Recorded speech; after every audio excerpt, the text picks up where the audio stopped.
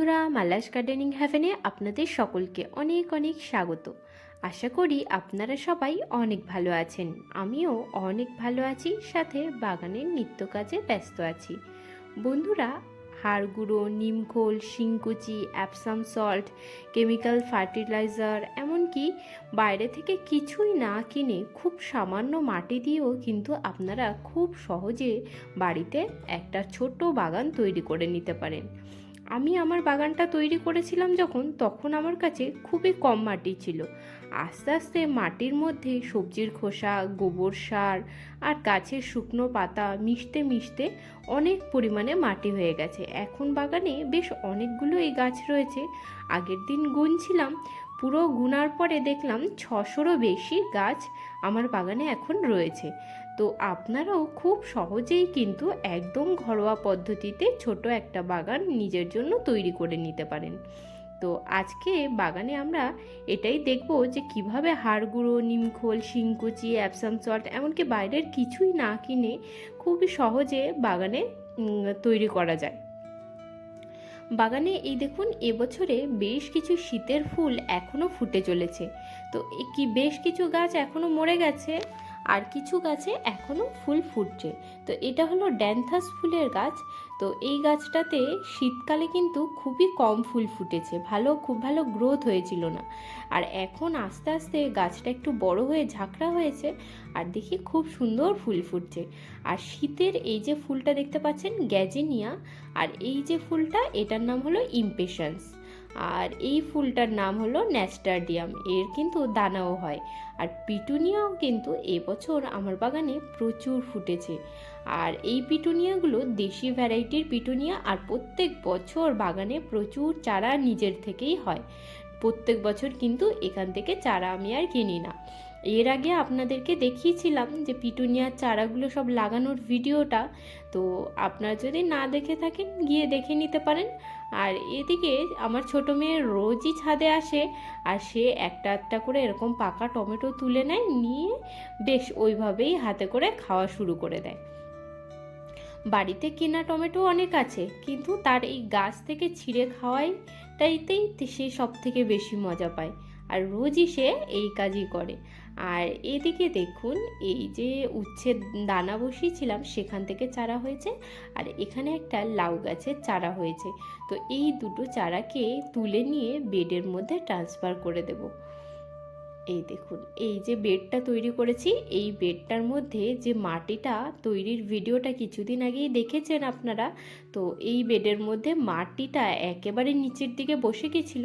তো এর মধ্যে বেশ খানিকটা খড় আর কিছুটা সরিষার খোল মিশিয়ে মাটিটাকে একদম রেডি করে নিয়েছি। যে কথা আমি আপনাদেরকে বললাম যে মাটিতে আজ পর্যন্ত আমি হাড় গুঁড়ো, নিমখোল, শিংকুচি এসব কিছুই ব্যবহার করিনি। তবে এই খড় দেওয়াতে মাটিতে কিন্তু ভালোই মাটিটা ঝুরঝুরে হয়।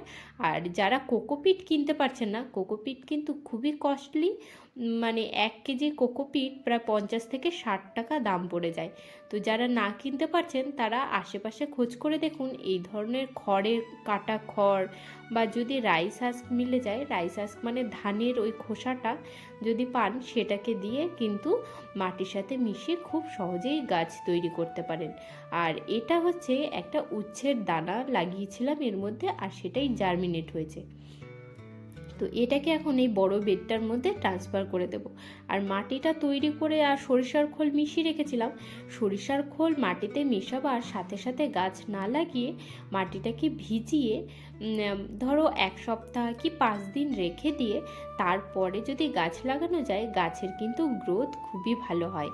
এই দেখুন, এখানটায় আমি উচ্ছের গাছটাকে বসিয়ে দিলাম। আর এদিকে একটা জুকিনির দানা লাগিয়েছিলাম। জুকিনি হচ্ছে কুমড়োর মতনই দেখতে, একটুখানি লম্বা ধরনের একটা সবজি হয়। এটা আমাদের দেশে বেশি খুব একটা পাওয়া যায় না, কিন্তু বিদেশে কিন্তু খুবই ওরা খায়। তো আমি এবার দানা কিনেছিলাম, বেশ 45 রকমের দানা অনলাইনে থেকে কিনেছিলাম। তো সেখান থেকে জুকিনির দানাটা লাগিয়েছিলাম, তো সেখান থেকে জার্মিনেট দেখলাম হয়নি। আর কি করা যায়। তো ওই দানাকে আবার এর মধ্যেই বসিয়ে রেখে দেবো, দেখা যাক আর যদি 15-20 দিন পরে ও জার্মিনেট হয়ে গাছ বেরিয়ে আসে তাহলে খুবই ভালো হয়। আর এদিকে লাউ গাছের চারাটাকেও বার করে নিয়েছি, নিয়ে এই বেডের মধ্যেই বসিয়ে দেব। আর গাছটা যখন একটু বড় হবে তখন ওই পাশে তো তার দিয়ে একটা মাচা মতো তৈরি করে রেখেছি, তো ওর মধ্যেই বাওয়াবো, দেখা যাক যদি লাউ ধরে।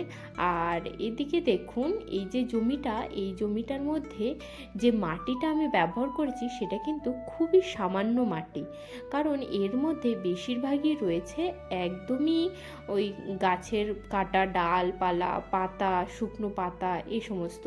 আর এসব মিশে মিশেই আস্তে আস্তে আস্তে আস্তে এই বেডের মধ্যে প্রচুর পরিমাণে মাটি হয়ে গেছে। প্রায় 8 বছর ধরে প্রত্যেক বছর আমি এইভাবে সবজির খোসা দিতে রয়েছি এই বেডের মধ্যে। আর এদিকে দেখুন ওদিকে তো ওইটাকে মানে জুকিনি আর একটা করলার দানা যেটা ছিল সেটাকে আবার ওইটার মধ্যে বসিয়ে দিয়েছি, একই মানে দানা বসাবার ভাঁড়ের মধ্যে। আর এইখানে দেখুন একটা কুমড়ো শাকের দানা পড়ে কোনোভাবে চারা তৈরি হয়েছে। আসলে সবজির খোসা তো বাইরে কিছুই ফেলি না, সবই তো নিয়ে এসে ফেলা হয় ছাদে। তো বিভিন্ন সবজির দানা এদিক ওদিক পড়ে আর সেখান থেকে একটা একটা চারা হয়। আর এর আগে দেখিয়েছিলেন যে উচ্ছের দানা থেকেও চারা কি সুন্দর তৈরি হয়েছে। তো উচ্ছের গাছটাকে তো আগের দিনই বসিয়ে দিয়েছি, আর এই কুমড়োর গাছটা বসানো বাকি ছিল। আর দেখতে পাচ্ছি কুমড়ো গাছের যে দানাটা পড়েছে, দানাটা প্রায় মিডিল মতো, মানে এই যে কৌটোটার মধ্যে লাগিয়েছি তার মাঝখানে চলে গেছিলো দানাটা। তো চারাটাকে বার করতে ভালোই কষ্ট হলো, আর বেশ আস্তে ধীরে সুস্থেই এই কাজটাকে করতে হয়, কারণ এত ছোট চারার যদি একটু বেশি শিকড় ছিঁড়ে যায় তাহলে কিন্তু আর গাছটাকে বাঁচানো যাবে না। তো দেখুন গাছটিকে বার করে নিয়ে শিকড় শুদ্ধ আর একটা ছোট্ট গর্ত করে কুমড়ো শাকটাকে বসিয়ে দিলাম। কিছুদিন আগে যখন এই মাটিটা তৈরি করেছি তার আগে এই জমিটায় এখানে কিন্তু প্রচুর পরিমাণে কুমড়ো শাক হয়েছিল, আর ভিডিওতে আপনাদেরকে হারভেস্ট করেও আমি দেখিয়েছিলাম। এইখানে দেখুন এই যে কৌটোটার মধ্যে দানা দুটো লাগিয়ে দিয়েছি, জল তো দেওয়া হয়েছিল না, তো এখন জলটা দিয়ে দিলাম। আর আগের দিন আপনাদেরকে ভিডিওতে দেখিয়েছিলাম হাড়গুঁড়ো, নিমখোল, শিংকুচি ছাড়া কিভাবে আমি মাটি প্রস্তুত করি। তো এই যে বেডটা আমি রেডি করে রেখেছিলাম দেখুন 3-4 দিনেই একদম 4 আঙ্গুল বসে গেছে মাটিটা। আর মাটিটা যেহেতু উপরটায় একটু শুকনো শুকনো হয়ে গেছে তার জন্য হালকা জল দিয়ে ভিজিয়ে দিলাম। এই স্টেজে কিন্তু একদমই বেশি পরিমাণে জল দেওয়া যাবে না, এই যে এমন আমি দিলাম একটুখানি উপরটুকু ভিজিয়ে দেওয়া, এইটুকুই দিতে হবে। আবার যখন ওইভাবে শুকনো হয়ে যাবে তারপরে আবার এরকমভাবে জল দিতে হবে। অতিরিক্ত জল দিলে কিন্তু ভিতরে পচে যাবে, নিচ থেকে লিকুইড সার বার হবে, আর ভিতরে কিন্তু পোকা হওয়ারও চান্স থাকবে। তো এইভাবে করবেন, তাহলে আপনারাও কিন্তু বাইরে থেকে কোনো রকম কেমিক্যাল ফার্টিলাইজার বা বাইরের কিচ্ছু না কিনে খুব সহজেই বাড়িতে গাছ লাগাতে পারবেন। আবার অনেকের আছে শহরাঞ্চলে থাকেন, মাটির খুবই অভাব, তারাও কিন্তু এইভাবে আস্তে আস্তে কাজ শুরু করলে মাটি কিন্তু আস্তে আস্তে আপনাদের বাড়তে যাবে। যেমন আমার বাগানে দেখতে পাচ্ছেন অনেক মাটি, তো প্রথম যখন গাছ লাগানো শুরু করি তখন কিন্তু একদমই মাটি ছিল না। আস্তে আস্তে এইভাবে সবজির খোসা আর শুকনো পাতা মিশাতে মিশাতে মাটি এত পরিমাণে হয়েছে। আর আমার গাছের মাটি তো দেখেনি সব একদমই কালো রঙের, কারণ ওই যে প্রচুর পরিমাণে সবজির খোসা মিশাই। এদিকে দেখুন বেশ খানিকটা দানা নিয়ে চলে এসেছি, আজকে কিছু দানা লাগাবো। আসলে এবছরের প্রথমের দিকে শশার অনেকগুলো দানাই লাগিয়েছিলাম, কিন্তু একটাও দানা থেকে চারা বার হয়নি। তো ভাবছি আরও 5টা দানা বসিয়ে দিই। এই যে সাদা গ্লাসটার মধ্যে দানাগুলোকে বসাচ্ছি। দানাগুলো লাগাবার জন্য দানার যে সুচলো মুখটা থাকে সেটাকে নিচের দিকে দিতে হয়, আর যে মানে ভোঁতা মতো মুখটা থাকে সেই মুখটা ওপরের দিকে দিতে হয়। আর এটা হলো মাস্ক মেলনের দানা। তো এই দানাগুলো এর আগে তো আমি একবারও মাস্ক মেলন লাগাইনি, এবারই প্রথম। তো দানাগুলো নিয়ে এই যে মাটি গ্লাসটা, ডিসপোজেবল গ্লাসের মধ্যে মাটি ভরে নিয়েছিলাম, এই মাটির উপরে বসিয়ে দিয়ে আর জল দিয়ে দেব। দেখা যাক কটা জার্মিনেট হয়। সব দানা কিন্তু অনলাইন থেকে কিনবার পরে জার্মিনেট হয় না, কিছু দানা জার্মিনেট হয়, কিছু দানা জার্মিনেট হয় না। দানা যার মধ্যে যেগুলো জার্মিনেট হয় না তার ভিতরে হয় সেটা অনেক দিনের পুরনো দানা, আর নয়তো ওটার ভিতরে বেশি শক্তি থাকে না। দানার মধ্যে যেমন শক্তি সঞ্চিত থাকে সেই দানা তত তাড়াতাড়ি জার্মিনেট হয়, বেরিয়ে আসে, ভালো গ্রোথ হয়। যে সকল দানার মধ্যে বেশি শক্তি থাকে না সেগুলো কিন্তু খুব ভালোভাবে গ্রোথ করে না। তার জন্য সবসময় যে কটা গাছ লাগানো হবে তার থেকে অনেকটা বেশি পরিমাণেই দানা লাগাতে হয়। তো আমি তো দেখলেনি কতগুলো দানা লাগালাম, দেখা যাক যদি এখান থেকে 3-4টে গাছ পাওয়া যায়। তো দানা লাগানো ট্রেগুলোকে সমস্ত রেখে দিলাম এখন রোদ্দুরে। রোদ্দুরে থাকলে কিন্তু দানা তাড়াতাড়ি জার্মিনেট হয়ে বার হয়ে আসে। আর এদিকের বেডটা তো একদমই খালি, কিন্তু এই মাঝখানের অংশটাতে দেখুন লাল শাক হয়েছে, বেশ কিছু চারাও তৈরি হয়েছে। আর এই বেডের মধ্যে দেখুন লাল শাক বার হওয়া চালু হয়েছে। আসলে লাল শাক এবার শীতকালে লাগিয়েছিলাম, আর সেখান থেকে কিছু দানা আমি সংগ্রহ করে রেখেছি পরের সিজনের জন্য। তো সেখান থেকে কিছুটা দানা এখানে ছড়িয়ে দিয়েছিলাম। এটা দেখুন হোয়াইট অনিয়নের দানা।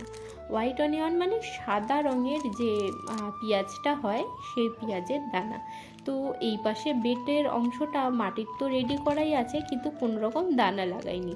কিছু পরিমাণে সর্ষের দানা পড়ে পড়ে কিছু চারা বার হচ্ছে। তো এই দেখুন এইটা হচ্ছে পেঁয়াজের দানা, একেবারে কালো জিরের মতন দেখতে, কিন্তু কালো জিরে কিন্তু নয়, কালো জিরের থেকে একটুখানি আলাদা দেখতে, তবে মোটের উপরে কালো জিরের মতনই। এগুলোকে এই বেডের সামনেটাতে ছড়িয়ে দেব, ভালো করে দূরে দূরে করে ছড়িয়ে দেব। তারপরে দেখা যাক কি হয়। আমি কিন্তু পেঁয়াজের এই দানা প্রথমবারই ছড়াচ্ছি, তো দেখা যাক যদি গাছ বার হয়। তো সবজির গাছের মধ্যে আমি লাল শাক, পালং শাক, ভিন্ডি, বরবটি, তারপরে শিম এসবের গাছই লাগাই। লাউ গাছ, কুমড়ো গাছ এগুলো হয়। কিন্তু পেঁয়াজের গাছ এবছর শীতে কি করেছিলাম, বাড়িতে আমরা যে খাওয়ার জন্য পেঁয়াজ নিয়ে আসি সেই পেঁয়াজগুলো বসিয়েছিলাম, তো সেখান থেকে পেঁয়াজ কলিও হয়েছিল, বেশ খানিকটা পেঁয়াজও পেয়েছি। তো তারপরেই তো এই বেডের মধ্যে মাটিটা রেডি করলাম, সেগুলো সমস্ত পুরনোগুলোকে হারভেস্ট করে নিলাম।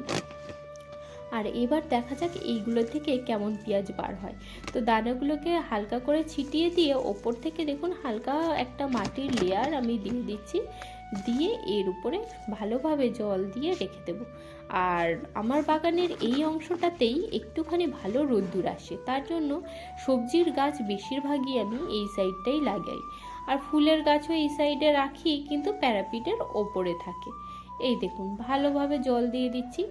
আর যখনই দানা বা ছোট চারা লাগানো হয় তারপরে কিন্তু জল দেওয়ার জন্য এই ধরনের শাওয়ার ব্যবহার করা খুবই ভালো, নয়তো কিন্তু দানাগুলো এদিক ওদিক হয়ে যায়। আবার দানা যদি বেশি মাটির নিচে ঢুকে যায় তাহলে কিন্তু চারা বার হয়ে আসতে খুবই তাদের অসুবিধা হয়।